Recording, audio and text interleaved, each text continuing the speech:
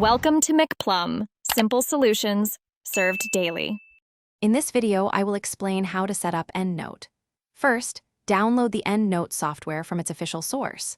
Once downloaded, launch the installer and follow the on-screen instructions. You will be prompted to accept the license agreement and choose an installation location.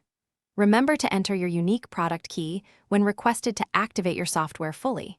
This ensures a smooth and complete installation process for your new reference manager. Now that EndNote is installed, let's create your first library. Open the application and navigate to the File menu, then select New Library.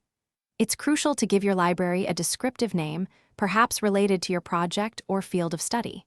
Choose a secure and easily accessible location on your computer to save this file. This library will be the central hub for all your research references.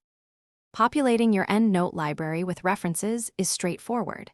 You can import references directly from many online databases, saving significant time. Alternatively, for unique sources, manually add new references by entering all the necessary bibliographic details yourself.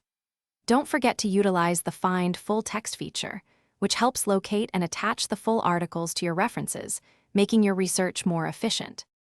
To maximize your EndNote experience, set up EndNote Sync. This allows you to access and manage your library across multiple devices, ensuring your research is always at your fingertips. Efficiently organize your references using custom groups and smart groups, which automatically categorize entries based on criteria you define. This keeps your research tidy and easy to navigate. Also, check the description for a link to the Echo Dot smart speaker and other great deals to enhance your daily life. Thanks for watching. Stay juicy and subscribe.